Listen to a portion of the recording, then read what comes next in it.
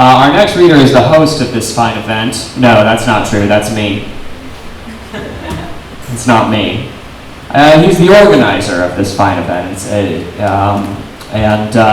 He is going to... I actually don't know what anybody's going to be reading ahead of time. I was going to say he's going to be reading and then insert what it was, but I'm as ignorant as you people. So I guess we're all about to find out together. I imagine it's probably pretty racist, just knowing him personally, but it's hard to say.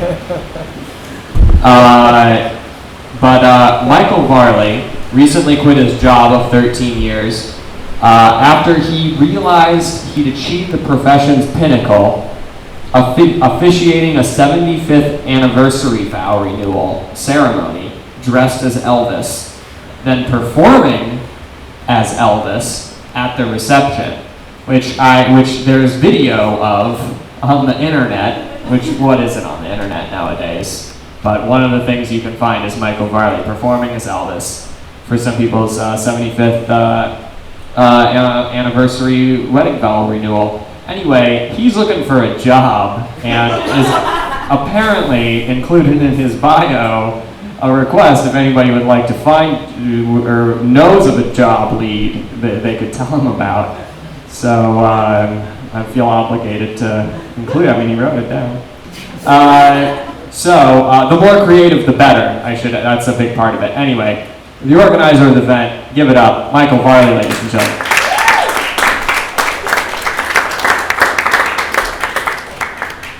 You're a gem. I don't know how I can afford you.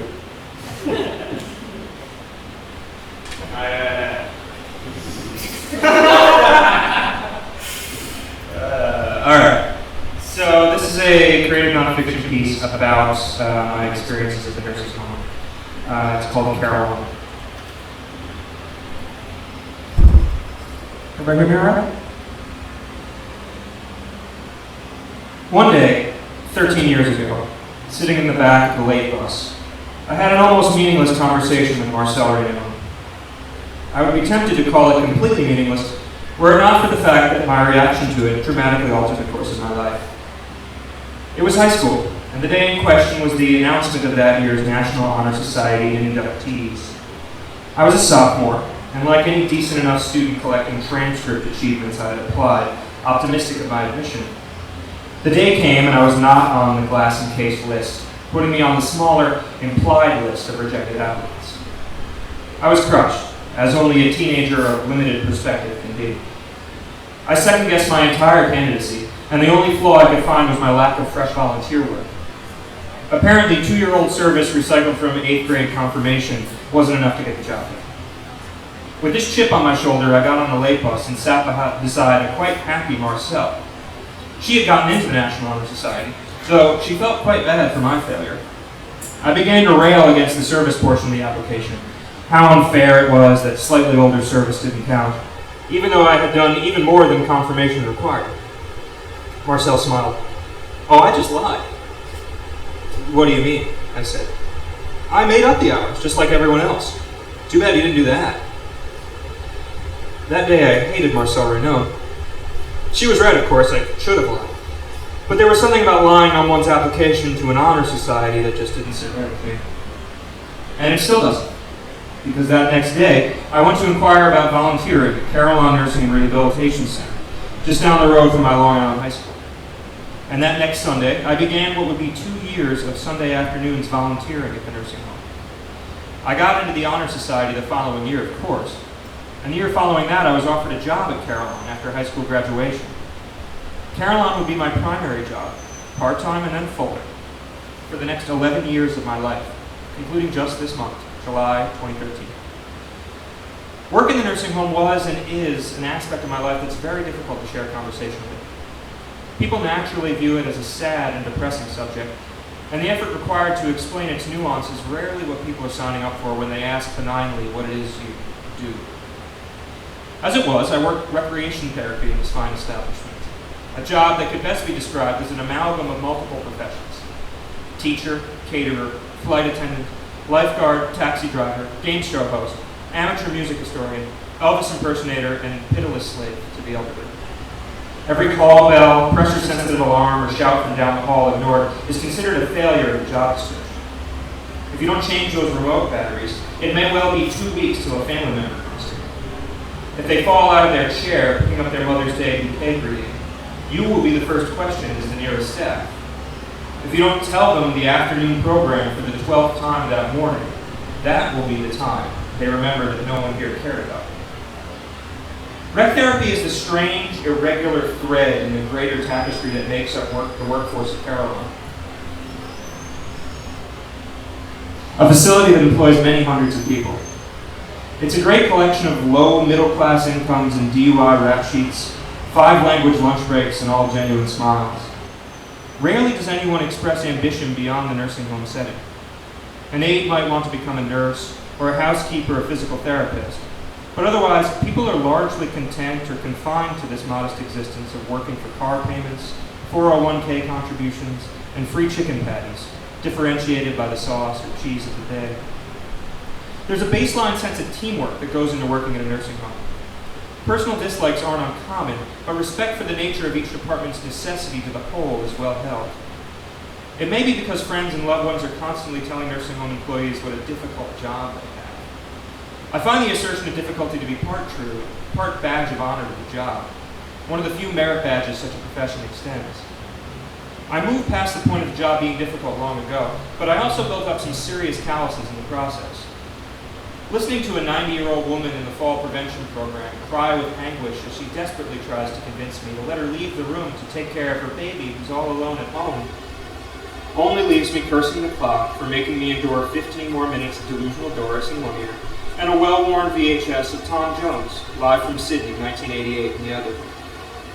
The smell of urine and feces is common enough in the hallways that I can distinguish between illnesses by the pungency of the odor. Routinely, I've seen the most disgusting acts performed with prosthetic aids. Dentures are taken out and held in hand to lick and suck out bits of food. Globs of saltine flecked spit are used on Medicare trifocals and rubbed with wiry cardigans to be made immeasurably dirtier. Yellowed, waxy hearing aids are placed in the mouth to be sucked clean and put back in the ear. And death means so much less than you think it might would.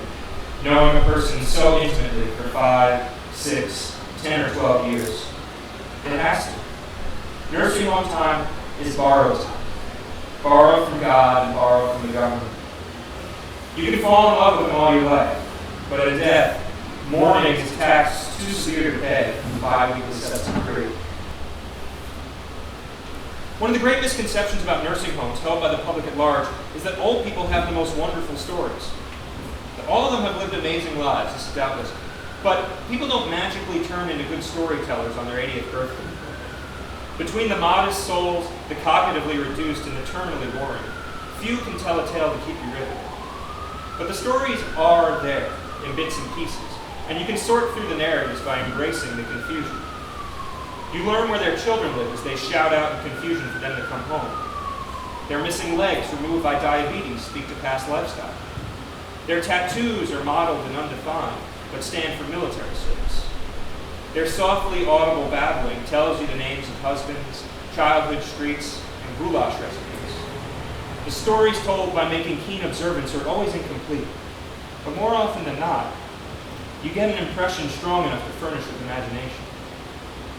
The logically sound storytellers of the nursing home, the lucid few, are the bedrock of the community and fonts of history, but their lucidity does not make them the best storytellers by default. Just as often, the best storytellers in the house are babbling brooks of nonsense, backed by next-level charm and a circumvent sense of narrative. So when she tells you about the white horse named Jasper neighing at you from down the hall, you note it as a great story to tell coworkers, the product of a demented but imaginative mind. And when you later hear her daughter tell you about Jasper and the family horse farm, unexpectedly, months later, it's like a payoff in a joke with a 3-month punchline. The best storytellers don't rely on the past for their source materials either. So when he tells you about that movie he saw last night with Arnold Schwarzenegger in a lobster suit, riding on a giant engine-propelled castle, you laugh. And when you realize in a moment of clarity, days later, that he's referencing Jingle All the Way, where Arnold dresses up as the red Carapace Armored Turbo Man on top of a moving parade float castle, well, you cry. No unpacking of the nursing home experience could really be complete without covering the national pastime of the elderly, bingo. Bingo is pureed gambling, a deep tissue massage for the pattern-recognizing part of the brain, killing the hour before dancing with stars. Small stakes victories, the faint thrill of anticipation, and 60-minute respites from monotony encased in the tabletop cage. 3 times a week they play during the day. The games are free and you can win a quarter or $1 if your first full card. Twice a week they play at night for 50 cents a card. You can win $1 a game, and the full card pot goes up by the number of players.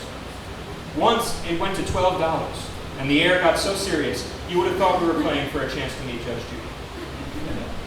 Bingo is as divisive a program as you'll find at the nursing home because of how strongly it's tied to a specific elderly subculture and being old in general. For as many residents as there are with bingo sweatshirts and I Heart Bingo beaded coin purses, there are just as many that will ignore you or get genuinely angry at you for coming in their room and inviting them to come play. One could liken it to people that like Walmart versus people that hate Walmart, with the very specific difference that deciding to like or dislike Walmart has no undercurrent of one's own mortality at stake. As for me, I've easily called over 10,000 games of bingo, so the argument means nothing to me. When I think of the game, I think of it as the caller and all the subtle exercises of intonation that can turn numbers musical. The trick is getting players to recognize mildly interesting patterns in the numbers without having to state them directly. I-19, I-19, I-18, I-18, I-28, I-28, N-38, N-38, O-69, guaranteed to crack up any teenage volunteer, O-69. I left my job at the nursing home because it was time. No plans of employment were made in advance, and premeditation was about 2 weeks. It became apparent after renewing the vows of a couple married 75 years, dressed as Elvis and singing It's Now or Never, that there wasn't much more for me to accomplish in the healthcare setting. My ambitions never truly aligned with the job, but for many years it kept me sheltered and fed while I pursued projects on the side.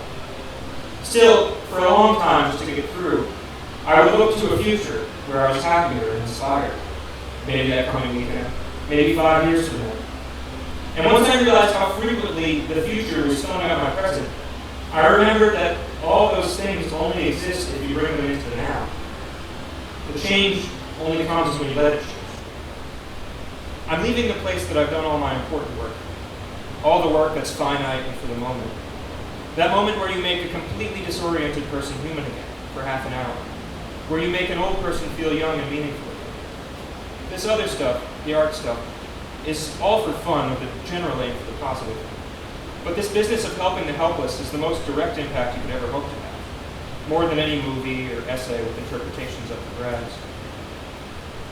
My final day at Carillon was unexceptional in most ways.